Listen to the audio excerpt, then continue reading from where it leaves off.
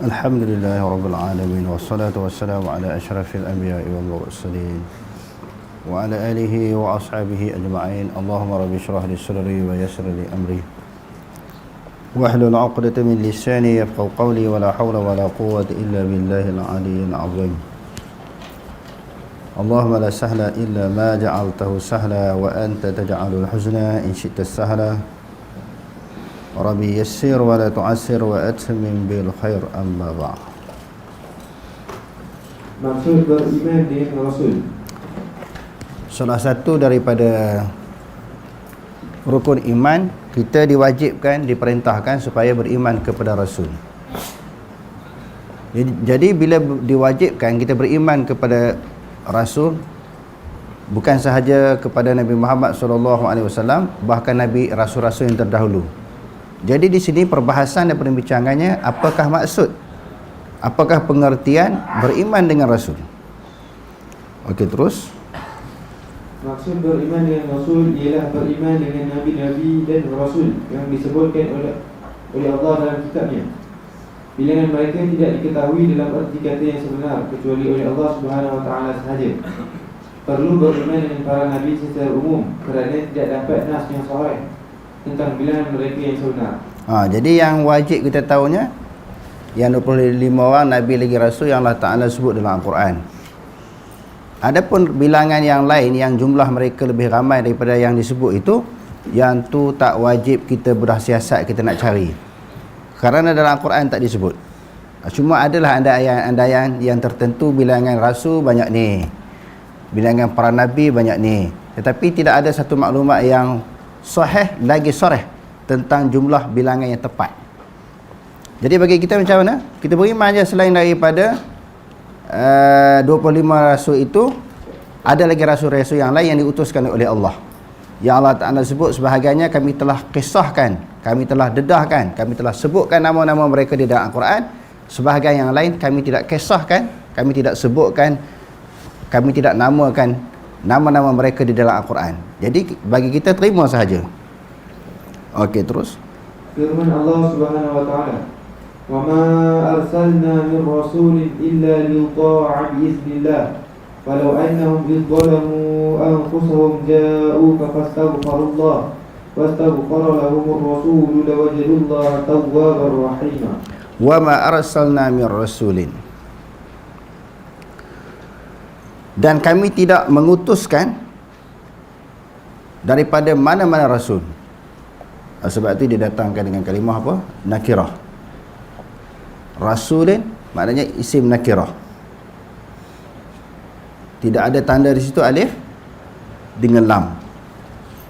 Menunjukkan di sini bukan sahaja kepada Nabi Muhammad SAW, bahkan kepada rasul-rasul yang terdahulu juga. Bukan hanya tertentu khusus kepada Nabi Muhammad SAW yang dilantik oleh Allah Nabi lagi Rasul, bahkan kepada rasul-rasul yang terdahulu, illa liyuta'a biiznillah, melainkan supaya ditaati. Semua rasul-rasul macam tu. Nabi Muhammad SAW dan rasul-rasul yang sebelumnya diutuskan untuk ditaati, dipatuhi, diikuti. Bukan saja-saja diutuskan. Sebab itu kata-kata Rasul, perintah Rasul, dia kena apa? Sami'na wa ata'na. Kami dengar, kami patuh. Tak boleh khilaf. Kita tak boleh bangkang, tak boleh petikai, tak boleh tak setuju, tak boleh tak puas hati dengan sesuatu keputusan yang disampaikan oleh Rasul ataupun sesuatu hukuman yang telah diputuskan oleh Rasul. Yang kedua, di sini dia kata biiznillah. Bila sebut ketaatan, sesuatu ketaatan itu menjadi wajib. Bila kita dah sebut wajib, mestilah sesuatu kewajipan atau kemestian itu biiznillah, dengan izin Allah, dengan kebenaran yang datang daripada Allah, dengan keputusan yang datang daripada Allah. Sebut wajib ni mesti dia ada hukum. Wajib, siapa yang mewajibkan? Contohnya kita kata sembahyang 5 waktu wajib, puasa, zakat, haji wajib. Bila sebut wajib, sudah tentu hukum menjadi wajib. siapakah yang mewajibkan hukum tersebut dilaksanakan? Hatta ketaatan kepada Rasul SAW pun mesti dengan kebenaran, keizinan daripada Allah. Saja-saja nak taat tak. Bukan saja-saja orang taat kepada Allah Ta'ala. Dan bukan saja-saja orang nak taat kepada Rasul. Sebab ati'ullaha wa ati'ur Rasul. Taatlah kepada Allah dan juga taat kepada Rasul. Mesti dengan kebenaran dan keizinan daripada Allah. Begitu juga kepada manusia-manusia yang lain. Kalau kita nak kata wajib, mesti dia ada dalil tentang kewajipan tersebut. Walau annahum izzalamu anfusahum. Sekiranya mereka menzalimi akan diri mereka sendiri. Apa maksud menzalimi diri sendiri? Banyak kali kita sebut dalam Al-Quran Allah Ta'ala kata menzalimi diri sendiri. Maknanya menzalimi diri sendiri, kalau kita terjemah dalam bahasa Melayu, buat naya kepada diri sendiri. Mana orang ada buat naya kepada diri sendiri, buat zalim kepada diri sendiri? Biasa-biasanya kita dengar satu pihak dibuat naya zalim kepada pihak lain. Seorang individu dia akan buat naya kepada orang lain. Hak buat naya diri sendiri tak ada. Tetapi maksud buat naya kepada diri sendiri ni sesuatu usaha, tindakan, perbuatan yang menyebabkan dia kena seksa. Sama ada seksa dalam kubur ataupun hukuman di atas dunia. Seperti apa? Sebat, potong tangan, pancung. Itu di antara sebahagian daripada bentuk-bentuk hukuman di atas dunia. Penjara. Dengan sebab tindakan dia, usaha dia, perbuatan dia, dia dikenakan tindakan, hukuman di dunia, dalam kubur ataupun di akhirat. Dicampurkan oleh Allah Subhanahu Wa Taala ke dalam neraka. Itulah yang dimaksudkan buat zalim, buat naya kepada diri sendiri. Jadi orang yang bukan Islam di zaman Nabi SAW, bila buat naya kepada diri sendiri, kadang-kadang mereka rasa bersalah. Ja'uka, mereka rasa bersalah, mereka datang kepada engkau. Engkau sini siapa dia? Nabi Muhammad SAW. Bila datang kepada engkau, fastaghfarullah, mereka telah minta ampun kepada Allah, bertaubat daripada kesalahan, dosa dan kezaliman terhadap diri sendiri. Dan wastaghfara lahumur rasul, Rasul SAW pun turut minta ampun kepada Allah supaya mereka diampun dosa oleh Allah Subhanahu Wa Taala. Jadi Nabi SAW sendiri, dia tak boleh mengampunkan orang melainkan dengan izin Allah. Tidak boleh menghapuskan sebarang dosa melainkan dengan izin Allah. Patutnya datang kepada Nabi, Nabi ampun dosa mereka. Nabi tak ampun. Nabi sendiri, dia kena minta doa kepada Allah. Minta Allah Subhanahu Wa Taala mengampun orang-orang ini, orang-orang yang bertemu dengan dia. Minta maaf, minta ampun daripada kesalahan. Maknanya kuasa memberi keampunan mutlak adalah Allah. Nabi sendiri tak boleh ampun. Kerana ada agama, ketua-ketua agama mereka, padri boleh mengampunkan dosa-dosa, kesalahan yang dilakukan oleh penganut-penganut mereka. Kita sampai Nabi pun tak boleh memberi keampunan. Dalam pelajaran kita yang lalu kita dah sebut, bukan saja mengampun, membatalkan hukum bila seseorang itu bersalah. Pertamanya, Nabi tak boleh nak ampun. Yang ampun hanya milik mutlak Allah. Nabi hanya boleh berdoa kepada Allah supaya sesiapa daripada kalangan manusia diampun dosa oleh Allah. Yang keduanya, apabila hukum itu melibatkan hukum Allah, Nabi tak boleh batal hukum. Dipanggil apa? Nabi lembaga pengampunan. Nabi tak buat di dalam dia. Hatta dia sebagai individu yang merupakan kekasih Allah, dia pun tak boleh mengampun, membatalkan kesalahan. Sebab itu yang kita ada cerita hari itu, ada seorang perempuan bangsawan mencuri di zaman Rasulullah. Setelah undang-undang hudud itu dilaksanakan di Madinah, satu rombongan bertemu dengan Nabi supaya Nabi SAW memberi kemaafan, menggugurkan hukuman potong tangan kepada seorang bangsawan, perempuan bangsawan yang mencuri. Orang mengadu kepada Nabi, ada seorang individu ni, dia orang kaya, geng-geng dia, kumpulan dia, orang kampung dia, minta supaya Nabi ni bagi syafaat, bagi pertolongan supaya hukuman dia digugurkan. Nabi SAW bila mendengar rayuan tersebut supaya dia ini dibebaskan tanpa dihukum, dalam keadaan Nabi muka merah, marah, bertukar wajah Nabi. Nabi kata laqad kana ahlaka man kana qablakum idza saraka fihim ad-dha'ifu aqamu alaihi al-had wa idza saraka fihim asy-syarif tarakuhu wallahi law anna Fatimata binta Muhammadin saraqat laqata'tu yadaha. Sesungguhnya telah rosak binasalah umat yang terdahulu. Sebahagian daripada umat yang terdahulu adalah Bani Israel, kaum Nabi Musa, Nabi Isa alaihi wassalam. Bila orang yang susah, orang yang miskin, orang kebiasaan, daripada kalangan mereka mencuri, mereka hukum, mereka potong tangan. Bila orang kaya, orang besar, pemimpin dan sebagainya, mereka bebaskan hukuman, mereka lepas.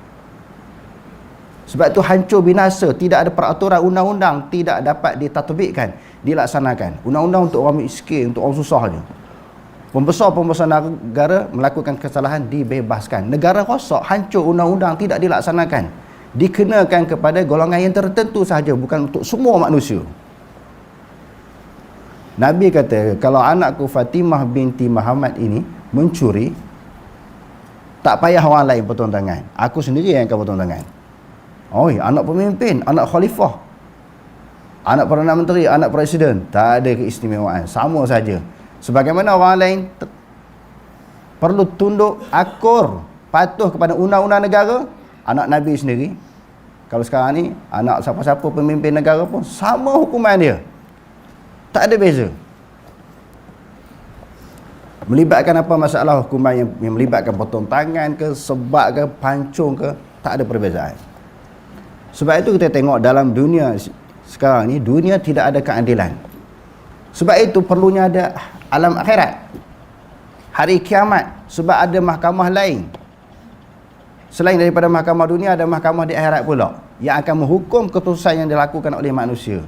Perselisihan, perbalahan, keputusan mahkamah di atas dunia yang telah diputuskan, orang ni betul, orang ni salah, orang ni dipenjarakan, orang ni dibebaskan, kena hisap semula, kena hukum semula, dibicara semula. Kalau keputusan itu tidak menepati hukum syarak, di akhirat besok kena teruk. Sebab itu orang yang beriman, dia lebih redha, lebih rela, lebih setuju untuk dia dikenakan hukuman yang betul berdasarkan undang-undang Islam di atas dunia, sebelum dikenakan undang-undang di akhirat yang lebih berat. Jadi mereka ini bila dah rasa bersalah, melakukan kesalahan, pergi jumpa Nabi supaya Nabi SAW meminta ampun kepada Allah terhadap dosa mereka. Dalam ayat ini Allah Ta'ala kata, la wajadullaha tawwabar rahima. Nescaya mereka mendapati akan Allah.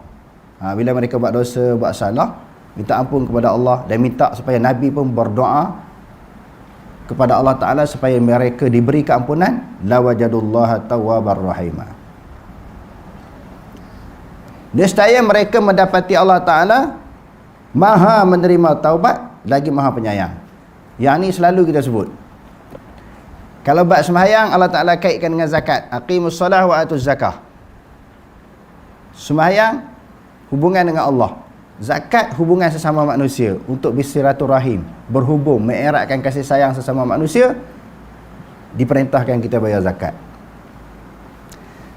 Kalau kita jumpa ayat taubat dalam Quran, selepas taubat, bila Allah Ta'ala menerima taubat, selepas tu Allah Ta'ala sebut dia penyayang. Apa maksud? Allah Ta'ala ni tak ada sifat dendam. Bila orang minta ampun, minta maaf, habis. Dia sayang pula pada orang tu.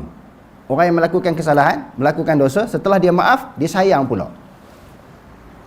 Manusia boleh macam tu. Sekadar paling tinggi hanya memberi kemaafan orang yang buat salah. Nak kata sayang, taubat Nak kata sayang kepada orang minta maaf tu, taubat lahum Biasanya manusia tidak begitu. Tapi Allah, setelah dia mengampun dosa seseorang, dia sayang pula, kesian pula, dan dia bagi rahmat pula kepada orang yang bertaubat. Jadi di bawah ayat itu, kalau kita tengok, ini ayat yang ke berapa? 64.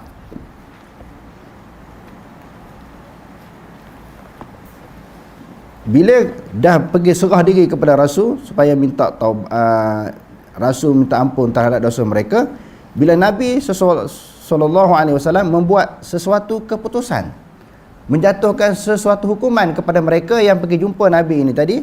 Allah Ta'ala kata, fala wa rabbika la yu'minuna hatta yuhakkimuka fima syajara bainahum summa la yajidu fi anfusihim harajan mimma qadaita wa yusallimu taslima. Maka demi Tuhan engkau, mereka tidak dianggap sekali-kali beriman sehingga mereka menerima keputusan yang telah diputuskan oleh engkau fima syajara bainahum, sesuatu yang mereka perselisihkan. Syajara di sini asalnya maknanya pokok kayu. Syajarun, pokok dia panggil apa? Syajarun kan? Dalam sebatang pokok, dia ada apa? Atas pada pokok, dahan dia ada ranting. Ranting itu saling berselang di antara satu sama lain. Tengok seninya bahasa Quran. Ranting-ranting yang berada di atas pokok kayu ini, dia saling berselang di antara satu sama lain. Di sini suatu simbolik gambaran manusia yang berselisih.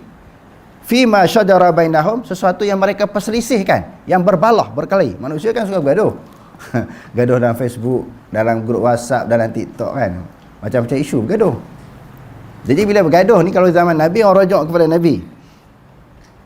Bila Nabi buat keputusan, summa la yajidu fi anfusihim haraja, kemudian tidak mendapati dalam diri mereka perasaan sempit dada, sempit hati.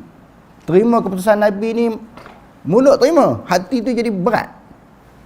Kalau orang tak setuju, di hati dia jadi ketat, jadi berat. Dia nak terima mulut keputusan Nabi, hati jadi lapang, baru betul-betul beriman. Kalau tidak, Allah Ta'ala kata, fala wa rabbika la yu'minuna, mereka sekali-kali tidak dianggap beriman sehingga mulut dia terima, hati pun terima keputusan yang disampaikan, yang diputuskan oleh Nabi. Kesempitan mimma qadaita, sesuatu yang engkau telah putuskan, wa yusallimu taslima, dan mereka menerima dengan penerimaannya sepenuhnya. Maknanya terima dengan lapang hati, lapang dada keputusan yang disampaikan oleh Rasul. Okey, terus. Firman Allah Subhanahu wa taala, "Walaqad arsalna rusulan min qablika minhum man qasasna 'alayka wa minhum man lam naqsus 'alayka. Wa ma kana li rasulin an ya'tiya bi ayatin illa bi idznillah. Fa idza jaa amrullah qudiya bil haqq wa khasira hunalika al-mubtilun."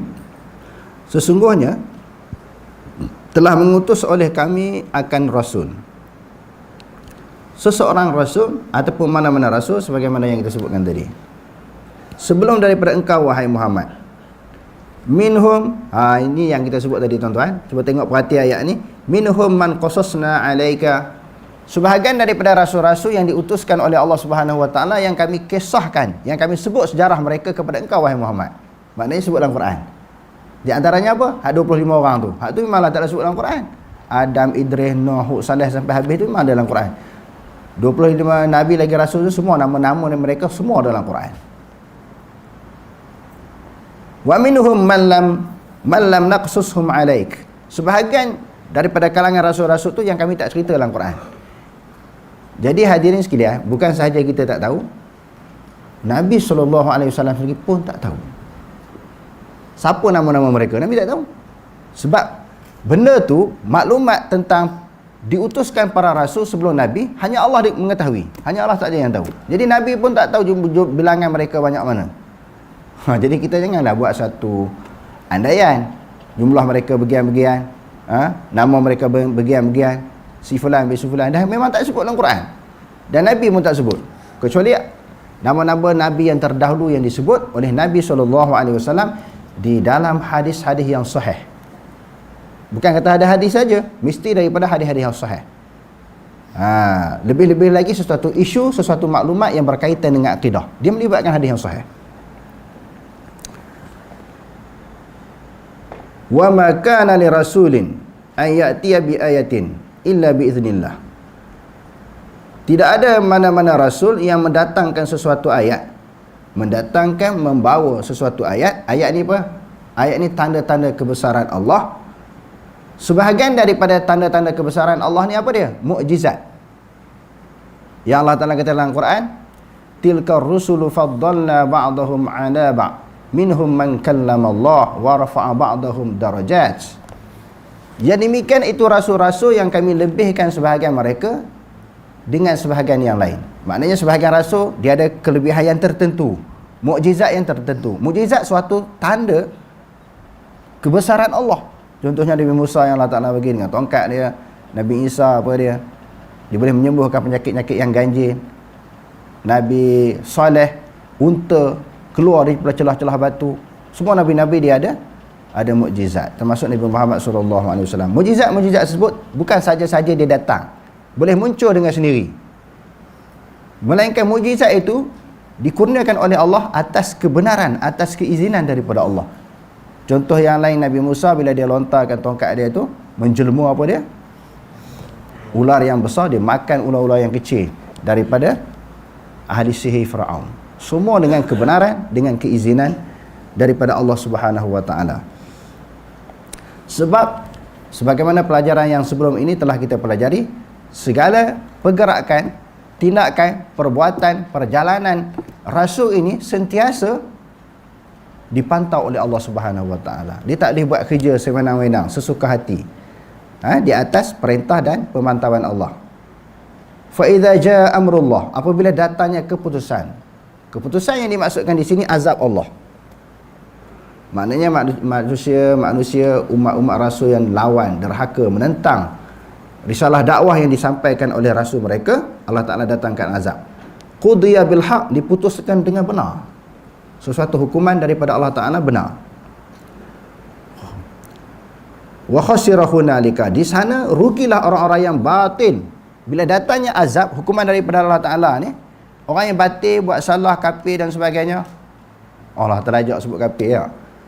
Dia tak boleh sebut, dia kena sebut orang yang bukan Islam. Maknanya orang yang bukan Islam yang lawan Allah Ta'ala ni, dia akan jadi rugi. Dia akan jadi rugi. Saya tak tahu terjemahan saya tengok dalam Quran ni di Malaysia ni semua sebut kafir. Qul ya ayyuhal kafirun innal ladzina kafaru, semua sebut kafir, tak reti nak terjemah selain daripada maksud kafir. Tapi tak boleh sebut, kita sebut orang yang bukan Islam. Jadi dia kata orang-orang yang batil seperti orang-orang yang bukan Islam ni, maka mereka akan rasa rugi. Rasa bila sebut perkataan kafir ni jadi hina. Jadi di akhirat besok rugi. Bila dah takut jadi hina, masuk Islam lah. Apa masalah? Bila takut jadi hina, kita masuk Islam lah. Dia tak hina lah. Islam dengan mana selamat. Jadi pilih mana? Sebab dia gay, kerah. Nak berkekalan di dalam keadaan batil, dalam keadaan yang salah. Takut orang berasa hati. Sebut. Sekarang ni kita nak ikut Quran kan, nak ikut hati orang. Nak jaga hati orang kan, nak jaga hukum Allah. Dalam ni ada berapa ramai orang. Semua orang ada perasaan masing-masing, ada hati masing-masing. Kalau kita nak jaga hati orang ni, sampai kiamat tak selesai. Tak boleh nak jaga hati orang ni. Allah mengajar kita, ittabi'u ma unzila ilaikum mir rabbikum. Ikutlah sesuatu yang diturunkan kepada kamu daripada Tuhanmu. Ikut Quran, bukan nak kira ikut hati orang. Ikut hati orang. Dan juga Allah Ta'ala sebut dalam ayat-ayat yang telah kita baca sebelum ini, mengikut hawa nafsu. Hawa nafsu manusia ni macam-macam, hati manusia pun macam-macam, perasaan manusia macam-macam. Dia suruh ikut apa? Hukum Allah.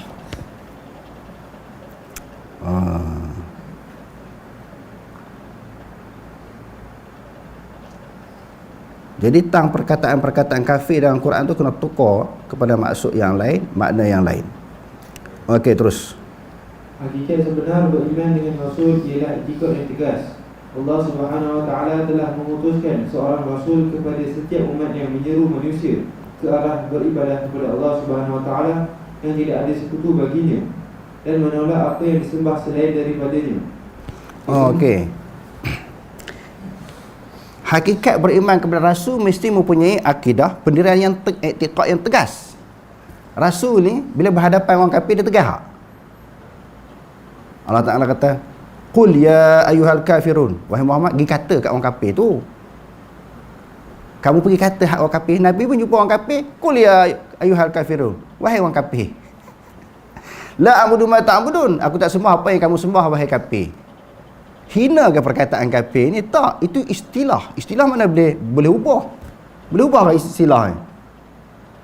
bangunan, sama ada disebut bangunan itu sekolah ke, pejabat ke, rumah ke, itu istilah. Pokok kayu, di istilah. Perkataan Islam, kafir, beriman, itu istilah, tidak boleh diubah. Kalau diubah, dia akan memberi maksud-maksud yang lain. Habis nak kena tukar Quran ni, murtad nak kata apa pula? Ridah disebut dalam Quran. Islam nak kata apa? Islam maknanya serah diri. Beriman maknanya percaya, kena tukar habis. Orang munafik ni macam mana? Munafik ni dia berteruk dah kafir. Sebab innal munafiqina fi darki asfali minan nar. Sesungguhnya orang munafik itu berada dalam neraka Allah yang paling bawah. Sesungguhnya orang yang berpura-pura, munafik ni berpura-pura, terjemah berpura-pura. Semua nak kena ada terjemah lain, kena ada suatu ahli jawatan kuasa, panel terjemah lain Quran sekarang ni. Tak boleh nak ikut terjemah asal. Jadi perkataan-perkataan itu tidak sesuai lagi kalau mengikut sebahagian orang lah. Tapi berdasarkan kepada penafsiran ulama tafsir dan apa yang ditafsirkan oleh Nabi SAW sendiri, dia kafir, tetap kafir. Tapi tidaklah bermaksud untuk menzalimi mana-mana pihak, mana-mana agama. Sebab dan tidaklah bermaksud bila sebut kafir Islam ni orang kafir mesti masuk Islam. Tak. Sebab la ikraha fid din, tidak ada paksaan kepada agama. Dan dilarang bermusuh dengan orang kafir. Walaupun sebut juga perkataan kafir bukan untuk dimusuhi, bukan untuk mereka diberi tekanan. Allah Ta'ala sebut orang kafir yang tidak memusuhi Islam. La yanhakumullahu 'anil ladzina lam yuqatilukum fid din wa lam yukhrijukum min diyarikum an tabarruhum wa tuqsitu ilaihim. Surah Mumtahanah. Allah Ta'ala tidak melarang kamu buat baik. Tengok Islam, baik kepada orang yang kafir, yang tidak memerangi kamu dalam agama kamu, tidak mengusir kamu daripada kampung halaman kamu. Dia tak kacau kita semayang, kita duduk mengaji, dia tak ganggu. Dia suruh buat baik. Berdosa pula kalau tengok orang kafir susah, kita tak beri pertolongan. Berdosa, salah. Bukan satu penghinaan. Bahkan dalam Quran, dalam surah Al-An'am, larang pula kita cerca tokong-tokong yang disembah oleh orang kafir. Hebatnya, mulianya, penyayangnya agama Islam ni. Cuma tak istilah kafir dan tak kafir. Dia tak boleh nak ubah. Adapun menghormati, memang orang Islam diperintahkan supaya menghormati agama-agama lain. Itu pendirian dia. Itu keputusan yang dia buat. Aku tak nak ikut Islam. Itu terpulang. Di akhirat besok masing-masing nak terima habuan. Di akhirat besok masing-masing terima habuan. Di atas dunia kita kena layan. Nabi SAW bila sampai ke Madinah, diberi kekuasaan, ditakdirkan oleh Allah Ta'ala menjadi khalifah. Nabi cuba nak beri tekanan kepada orang kafir di Madinah ni, sesuatu hasil masuk negara tak nak disalurkan, tidak mahu diberi sumbangan kepada orang kafir, supaya mereka rasa tertekan. Bila rasa tertekan, atas alasan itu mereka akan masuk Islam. Itu andaian Nabi. Tak boleh buat baik dengan orang kafir ni, supaya rasa tertekan. Yang duk layan baiknya, Nabi layan baiknya kepada orang Islam sahaja. Sebab orang Islam memang dia orang yang patuh kepada Allah dan Rasul. Itulah hasrat Nabi, niat Nabi nak bagi orang kafir rasa tertekan. Akhirnya dengan tekanan tersebut dia masuk Islam. Nabi tak bagi apa-apa peruntukan kepada orang yang bukan Islam. Peringkat permulaan. Lalu Allah Ta'ala tegur Nabi, laisa 'alaika hudahum walakinnallaha yahdi man yasha. Wahai Muhammad, bukan kamu yang bagi petunjuk. Demo ni nak masuk Islam tak masuk Islam bukan kamu punya kerja. Hidayah bukan milik kamu. Kamu bagi juga peruntukan, kebaikan, bantuan, keperluan kamu bagi. Sebab mereka berada dalam sebuah negara yang kamu pimpin. Adil tak Islam? Tapi perkataan tu ubah. Perkataan yang kita sebut tadi dia ubah. Tak ubah. Jadi itu istilah yang disebut oleh Allah Ta'ala dalam Quran. Sikit-sikit tak boleh nak sebut. Zionis tak boleh sebut, Yahudi tak boleh sebut. Walan tarda ankal yahudu wa nansara hatta tattabi'a millatahum. Itu perkataan Yahudi. Hak tu nak kena tukar juga ke? Jadi berat. Nak jaga hati orang, perkataan-perkataan, istilah-istilah yang disebut dalam Quran semua nak kena tukar. Okey, terus. Kesemua mereka adalah benar, membenarkan antara satu sama lain, suka melakukan kebaikan, mulia lagi bertakwa dan mendapat petunjuk daripada Allah Subhanahu Wa Taala. Mereka diperkukuhkan oleh Allah dengan hujah-hujah yang zahir dan ayat-ayat yang jelas. Mereka menyampaikan kesemua perkara yang disampaikan kepada mereka. Mereka tidak pernah menyembunyikan meskipun satu huruf dan tidak mengubahnya.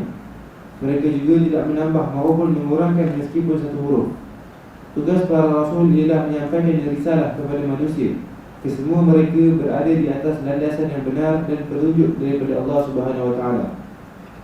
Allah Subhanahu Wa Taala mengambil Nabi Ibrahim menjadi kekasihnya, sebagaimana dia mengambil Nabi Muhammad SAW sebagai kekasihnya. Dia berbicara dengan Nabi Musa AS, mengangkat Idris ke tempat yang tinggi. Nabi Isa adalah hamba dan utusan Allah dan kalimahnya yang ditiupkan kepada Siti Maryam. Allah Subhanahu Wa Taala juga melebihkan sebahagian daripada mereka mengatasi sebahagian yang lain dan mengangkat darjat sebahagian daripada beberapa darjat. Dakwah yang dibawa oleh para rasul daripada awal sehingga akhir bersepakat dari segi asas agama. Jadi di sudut asas agama, dasar prinsip agama tu sama kan? Dari zaman bermula daripada zaman Nabi Adam sampai Nabi yang terakhir. Di sudut akidah sama, memperkenalkan Allah yang esa sama. Sebab walaqad ba'atsna fi kulli ummatin rasulan an ya'budullaha wajtanibut taghut. Semua rasul peranan dia memperkenalkan Allah sebagai Tuhan dan menjauhkan diri daripada taghut. Adapun perbezaannya di sudut apa? Syariat. Syariat ni apa dia? Hukum fiqh. Daripada satu zaman kepada zaman yang lain berlaku perubahan mengikut kesesuaian dan keperluan. Yang tu berubah. Di sudut akidah, asas, dasar tak berubah. Okey, terus. Iaitu mentauhidkan Allah Subhanahu Wa Taala dari segi ilahiyah, rububiyah, nama-nama dan juga sifat-sifatnya. Sebaliknya dari segi cabang syariat seperti perkara fardu, halal dan haram, ia berbeza antara seorang rasul dengan seorang rasul yang lain. Kepentingan beriman dengan rasul. Tadi kita telah mempelajari dan membahaskan maksud beriman kepada rasul. Jadi setelah kita faham apakah kepentingan beriman kepada rasul.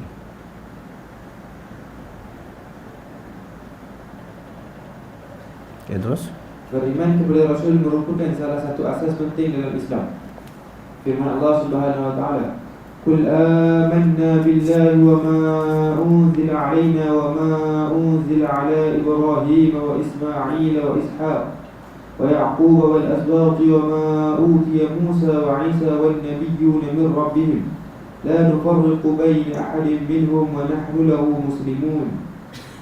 Maksudnya, katakanlah wahai Muhammad, kami beriman kepada Allah dan kepada apa yang telah diturunkan kepada kami dan kepada apa yang telah diturunkan kepada Nabi-Nabi Ibrahim dan Ismail dan Ishaq dan Ya'qub dan keturunannya, dan kepada apa yang telah diberikan kepada Nabi-Nabi Musa dan Isa dan sekalian Nabi-Nabi dari Tuhan mereka. Kami tidak membeza-bezakan seseorang pun di antara mereka, dan kepada Allah jugalah kami berserah diri. Apa maksud berserah diri? Islam ni berserah diri. Apa maksud berserah diri? Aslama yuslimu islaman, muslimun muslimani muslimunya. Berserah diri maknanya kita telah menjadi tawanan Allah. Kita dah surrender dengan Allah Ta'ala. Bila dah jadi tawanan Allah Ta'ala, kena akur segala keputusan, segala undang-undang, peraturan, perintah, larangan, semua kita kena ikut dan kena patuhi. Okey, terus. Sesiapa yang tidak beriman kepada Rasul, dia akan sesat dan mengalami kerugian. Firman Allah Subhanahu Wa Taala, "Ya ayyuhalladzina amanu aminu billahi wa rasulihi wal kitabil ladzi nazzala ala rasulihi wal kitabil ladzi anzala min qabl wa man yakfur billahi wa malaikatihi wa kutubihi wa rusulihi wal yawmil akhir faqad dhalla dhalalan ba'ida." Maksudnya, wahai orang yang beriman, tetapkanlah iman kamu kepada Allah dan Rasulnya, dan kepada kitab Al-Quran yang telah diturunkan kepada Rasulnya, yakni Muhammad SAW, dan juga kepada kitab-kitab suci yang telah diturunkan dahulu daripada itu. Dan sesiapa yang kufur ingkar kepada Allah dan malaikat-malaikatnya dan kitab-kitabnya dan Rasul-Rasulnya dan juga hari akhirat, maka sesungguhnya ia telah sesat dengan kesesatan yang amat jauh. Wallahu a'lam. Aqulu qawli hadha wa astaghfirullah, na'udzu billahi wa lakum. Wassalamu alaikum warahmatullahi taala wabarakatuh.